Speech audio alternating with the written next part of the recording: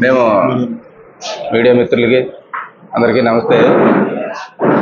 మేము మార్చి 19వ తారీఖునే మన దువ్వాడ గాజువాక మండలం దువ్వాడ సర్వే నెంబర్ 130/6Aలో లేఅవుట్లో ఒక 4 సైట్లు కొనుక్కున్నాం.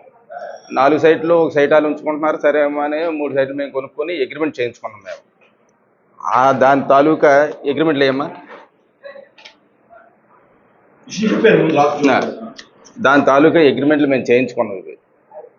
ఈ సైట్లు అగ్రిమెంట్లు చేయించుకొని వచ్చాక మేము సైట్లో పని చేయడం మొదలుపెట్టాం. దాంట్లో గోడలు ఉండేవి, దాంట్లో బేస్మెంట్లు అయ్యి, అప్పుడు చుట్టూ కాంపౌండ్లు ఉండేవి.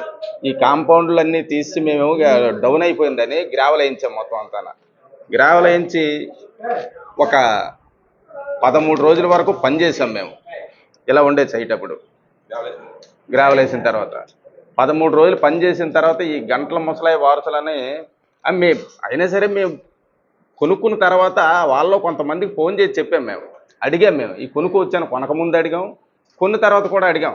అందులో గంటల శ్రీనివాసు, గంటల నాగభూషణం అని, తర్వాత గంటల అప్పలాడి గారు అల్లుడు, మా సర్పంచ్ వాళ్ళ అల్లుడు సీతారాం గారు, కొనుక్కుంటు తమ్ముడు దానికే ఉంది, మంచి సైట్లు కొనుక్కోండి అన్నారు.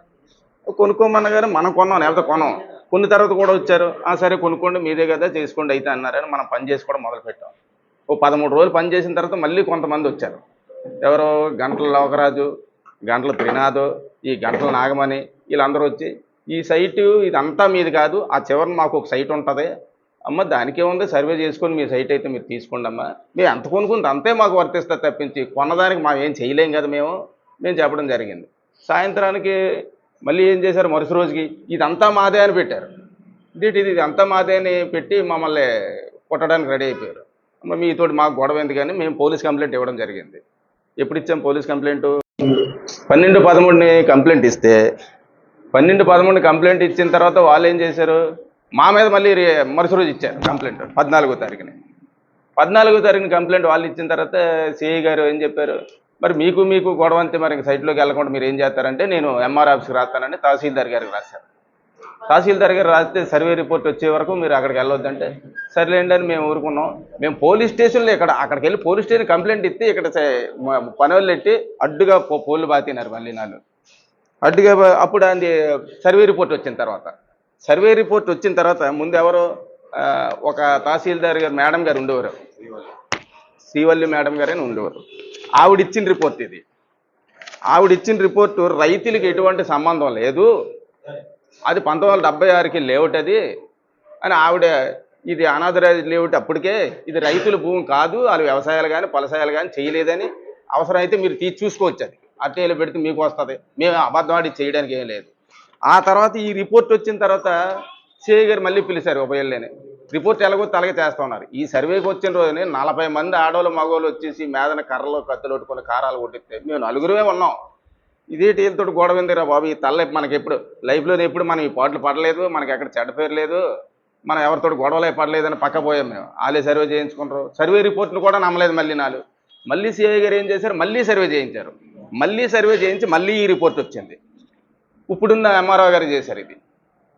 ఇది కూడా వాళ్ళకి సంబంధం లేదనే వచ్చింది, వాళ్ళకి ఎటువంటి సంబంధం లేదు ఈ భూ అని వచ్చింది.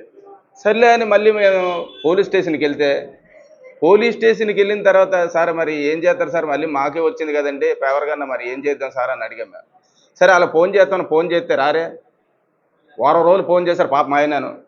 వారం రోజులు ఫోన్ చేస్తే మేము ఇదిగో రేపు వస్తాం, ఇదిగో ఎల్లుండి వస్తాం, మేము అందరం కలిసి లేము, అక్కడ ఉన్నాం ఇక్కడ ఉన్నాం మాట్లాడేయడం జరిగింది. ఒక వారం రోజుల తర్వాత ఏం చేశారు, ఇంక ఇవన్నీ కాకుండా 10 రోజులు పోయిన తర్వాత ఏదో మేము కోర్టు నుంచి లీగల్గా వెళ్తాం అని చెప్పడం మొదలెట్టారు. ఏ గారి ముందు సర్వేలకు తలగా చేస్తామని చెప్పిన వాళ్ళు మేము లీగల్గా వెళ్తామని చెప్తే ఇది ఏం బాగోలేదంటే పరిస్థితి ఏం చేయాలని మేము ఆలోచిస్తున్నాం. సర్లే కోర్టు నుంచి ఏదో రిట్ ఏదో పంపించారు, దాని మీద మాకు పంపించలేదు, పోలీస్ స్టేషన్కి పంపించారు, మాకు కూడా రాలేదు. పోలీసులు మాకు ఏదో సపోర్ట్ చేస్తాం ట్రై చేస్తున్నారని, అదో దాని తాలూకా రిట్ ఇది మాకు కూడా రాలేదు. పోలీస్ స్టేషన్కి వచ్చి బాబు ఎలాగెలా వేశారు మా మీద, మీ మీద పోలీసుల మీదన ఈ రిట్ ఏంటి. సర్లే అని మేము లాయర్ గారిని ఎవరినో కలిసినాం. మేమును ఈసారి మీకేం కాదే, ఇది మీకేం సంబంధం ఏదన్నట్టు ఇప్పుడు